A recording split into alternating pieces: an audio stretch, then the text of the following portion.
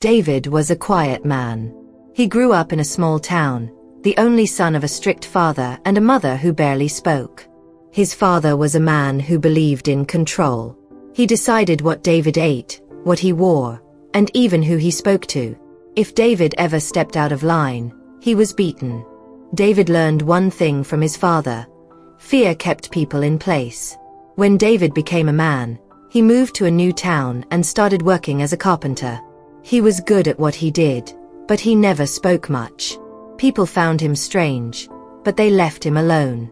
Then he met Annabelle. Annabelle was different from David. She was full of life, always smiling, always talking. She was kind to everyone, and people loved her. She worked as a schoolteacher and had dreams of traveling the world. When David saw Annabelle for the first time, he felt something he had never felt before. Fear. Not the fear his father had taught him, but a fear of losing her. David and Annabelle got married. But from the moment she became his wife, David started changing. He didn't like when she laughed with other people. He didn't like when she left the house without telling him. He wanted her all to himself. At first, Annabelle thought it was love. But soon, she realized it wasn't. Annabelle was 3 months pregnant when David hit her for the first time. She had smiled at a man in the market, just a friendly smile, but David was furious. He grabbed her by the arm, pulled her into the house, and slapped her. "I'm the only one you need," he said. Annabelle cried that night, but she told herself it wouldn't happen again. But it did. Over and over. By the time she was 6 months pregnant, she knew she had to leave. One night, when David was asleep, Annabelle packed a small bag and ran. She went to her best friend, Sarah, and begged for help. Sarah took her in. For 3 months, Annabelle lived in fear, hiding from David. But one evening, he found her. David knocked on Sarah's door, calm and quiet. "I just want to talk," he said. Annabelle knew she couldn't trust him, but she was tired. She was 8 months pregnant. She just wanted peace. So, she opened the door. And that was the last time anyone saw her. Nobody knows what happened that night.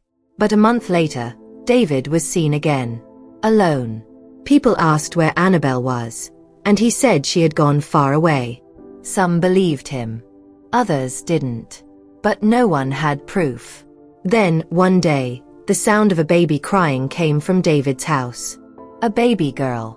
David named her Mia. From the moment she was born, Mia never saw the outside world. She grew up in the basement, hidden from everyone. Mia's world was small.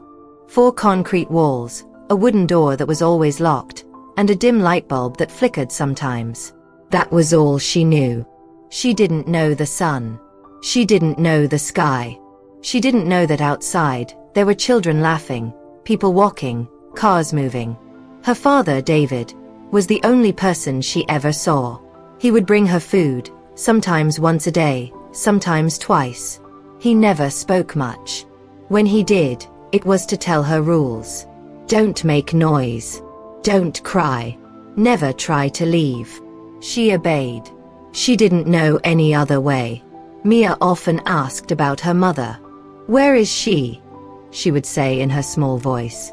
David's face would change. His jaw would tighten. His hands would shake. "She left," he would say. "She didn't love you." Mia didn't understand what that meant. She only knew that she must never ask again. When Mia was 6, something happened. One night, David forgot to lock the basement door properly. Mia saw a small gap, a thin line of darkness leading to the unknown. Her heart pounded. For the first time in her life, she stepped outside the basement. The house was cold, empty, silent. She walked slowly, her tiny feet making no sound. Then, she saw something on the wall. Something strange. A picture. A woman with soft eyes and a warm smile. Mia didn't know why, but she felt something deep in her chest. She reached out to touch it. And then, she heard footsteps. David was coming. Mia ran back to the basement and shut the door just in time. Her heart raced. She had never been that scared before. After that night, David put an extra lock on the door. As Mia grew older, David told her many things. The world outside is dangerous. There are bad people everywhere. If they see you, they will hurt you. Mia believed him. She had never seen anything else. She had no reason to doubt. But everything changed when she turned 12. One evening, Mia sat on the floor, humming softly to herself. It was something she always did when she felt lonely. Then, she heard something. A voice. A man's voice, coming from above. "Hello," the voice called. "Is someone there?" Mia's eyes widened. She had never heard another voice before. She opened her mouth to speak. But then, she remembered David's words. "If they see you, they will hurt you." So, she stayed silent. But the voice came again. "Hey, is someone there?" And this time, Mia did something she had never done before. She answered, "Yes." The man outside froze. He hadn't expected a response. He was just passing by, fixing a broken pipe near the house when he thought he heard something, like a faint hum. Now he was sure. Someone was inside. "Who are you?" he asked, lowering his voice. Mia hesitated. She had never spoken to anyone except her father. She didn't know what to say. "I'm Mia," she whispered. The man's heart pounded. There wasn't supposed to be a child in that house. "Are you alone?" he asked. "No," Mia said. "My father is here." The man stepped closer to the wall. "Where is he now?" Mia swallowed. "He's not home." The man looked around, his mind racing. He had seen David before, always alone, never speaking to anyone. The neighbors thought he was strange, but no one had a reason to bother him. Until now. The man took a deep breath. "Mia, are you okay?" Mia didn't answer right away. She wanted to say yes, but something stopped her. A strange feeling in her chest. Was she okay? For the first time, she wasn't sure. Before she could speak, she heard something that made her blood run cold. Footsteps. David was back. Mia ran to her corner and curled up, just like she always did when she heard David's footsteps. She held her breath, hoping he wouldn't know she had spoken to someone. Outside, the man quickly walked away before David could see him. But his mind wouldn't let go of the little voice he had heard. Something wasn't right. Inside, David walked straight to the basement door. He stood there for a moment, his ears sharp, listening. Then, click. He unlocked the door and stepped inside. Mia kept her eyes on the floor. David stared at her. He could sense something was different. "Did you talk to someone?" he asked, his voice quiet but heavy. Mia's heart pounded. She shook her head. David didn't move. His face was unreadable. Then, without a word, he turned and locked the door behind him. Mia let out a shaky breath. But outside, the man who had heard her was already making a decision. He needed to come back. And this time, he wouldn't leave without answers. That night, the man couldn't sleep. He kept hearing Mia's voice in his head. The next morning, he went to the local police station. He told them everything, how he had heard a child's voice from David's house, how no one had ever seen a child there before. But the police didn't seem convinced. "Maybe it was the radio," one officer said. "David has lived there for years. If something was wrong, we would know," another added. The man left, frustrated. If the police wouldn't listen, he would have to find another way. Mia sat in the basement, staring at the ceiling. For the first time in her life, she had spoken to someone else. And nothing bad had happened. The world outside wasn't supposed to be safe. But if that was true, why did the man sound so kind? She had so many questions. And soon, she would get her answers. Because the stranger was coming back. The man, his name was James, couldn't let it go. He knew what he had heard. A child. Trapped. Hidden. The police didn't believe him, so he decided to return on his own. He waited until late evening, when David was likely out again. Then, he walked back to the house. Everything was quiet. James stood outside the basement wall and whispered, "Mia." At first, there was silence. Then, "You came back." Mia's voice was soft, almost disbelieving. James' chest tightened. What kind of life had this girl been living? "Yes," he said. "I want to help you." Mia didn't answer right away. She had never heard those words before. Help. No one had ever helped her. "Are you still there?" James asked. "Yes," she whispered. "But I can't leave." James frowned. "Why not?" "My father said it's not safe outside," Mia said. "He says the world is dangerous." James felt a chill. She really believed that. "Mia," he said carefully, "has your father ever let you go outside?" "No." James clenched his fists. That was all the proof he needed. James knew he couldn't do this alone. He needed someone to believe him. So, he decided to try again, with a different approach. The next day, he went to an older woman in the neighborhood.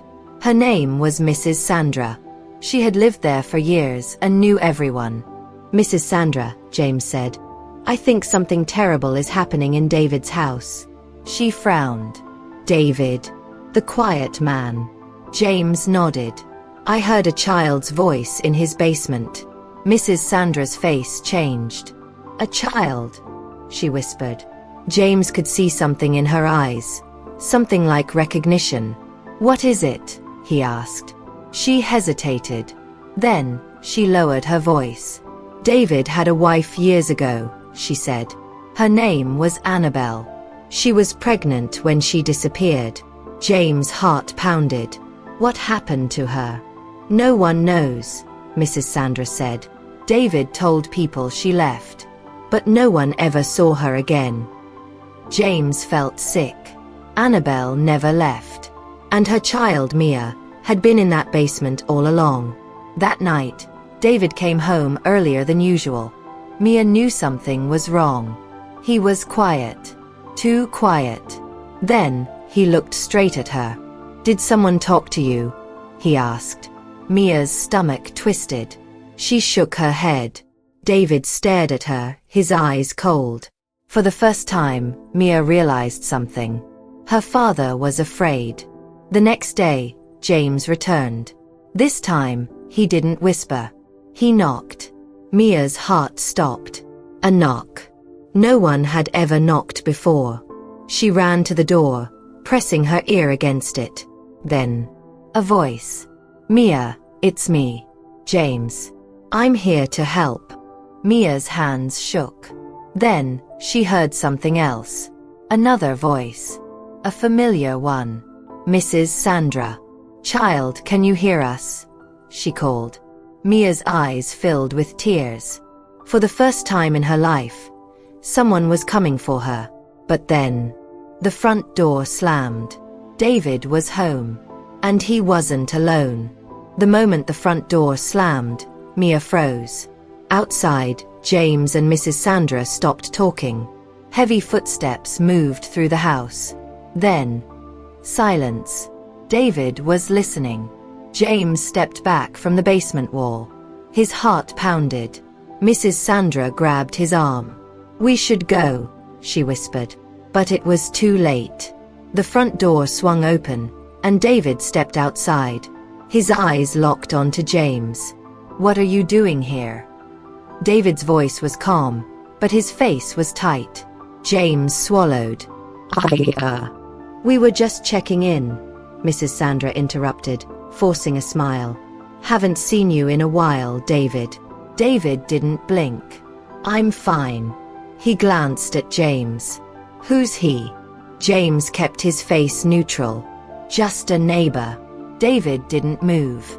He stared at them for a long moment. Then finally he said, "Go home."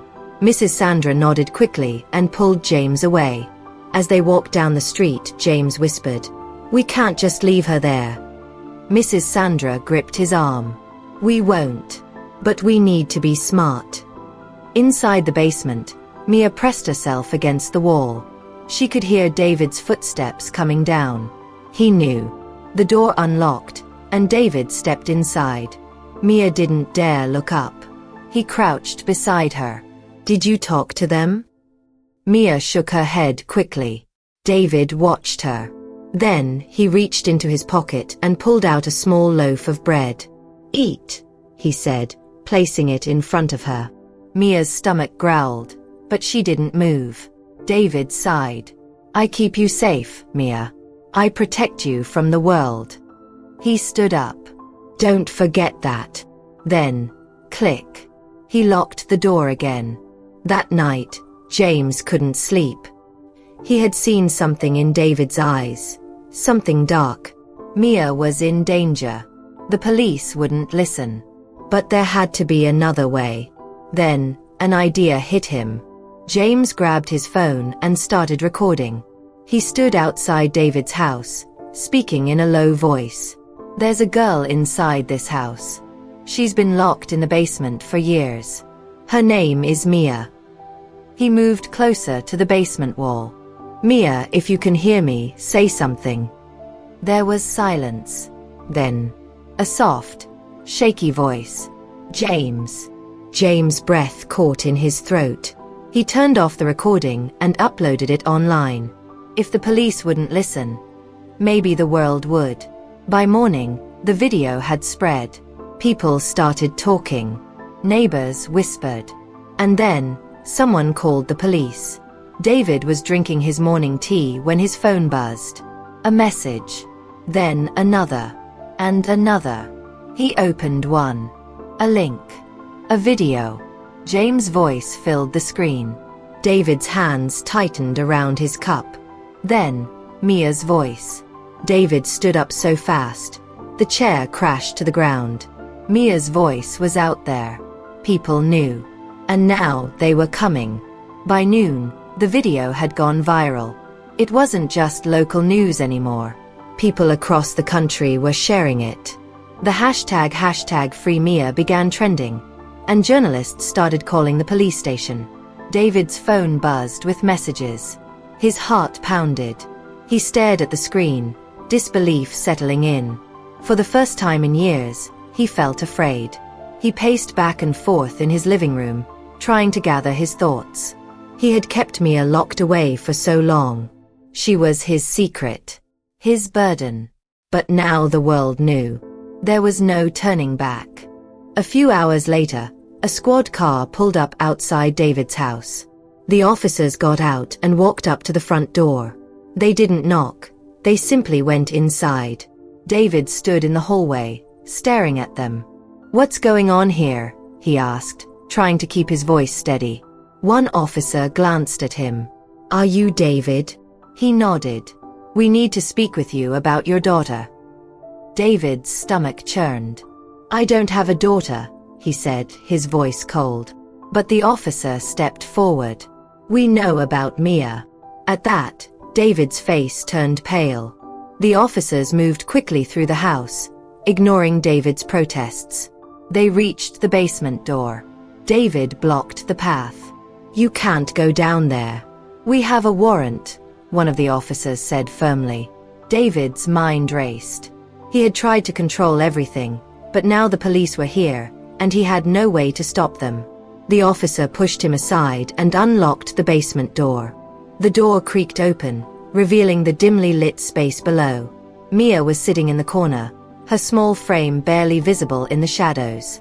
Mia, the officer called gently. At first, Mia didn't respond. She was scared, unsure of what was happening.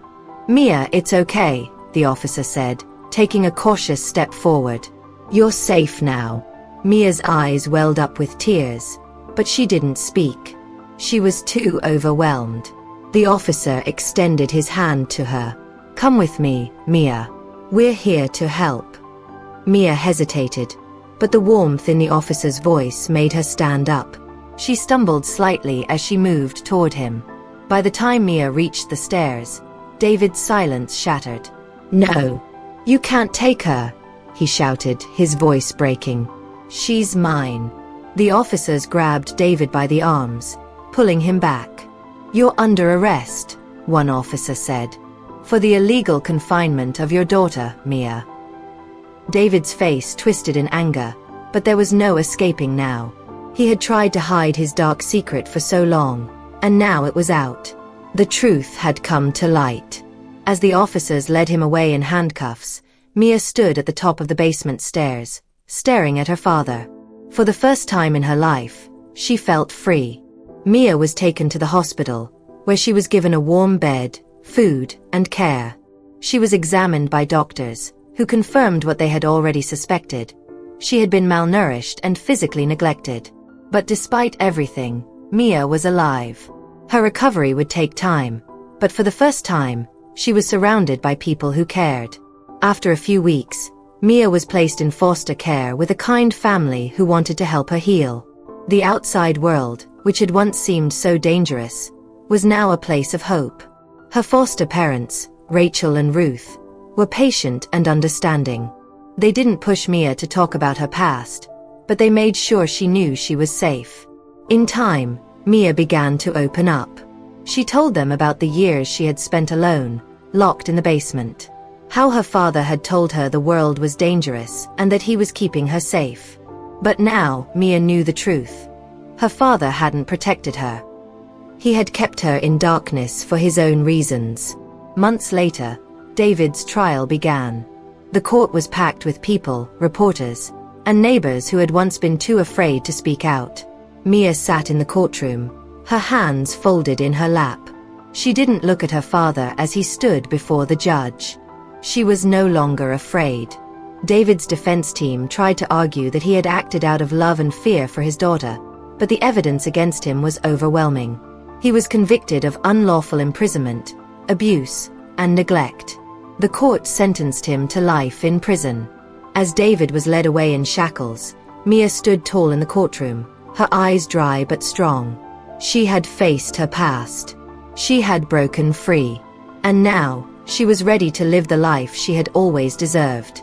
Mia grew up with her foster parents, Rachel and Ruth, who gave her a stable home filled with love and understanding. Over time, she learned how to trust again.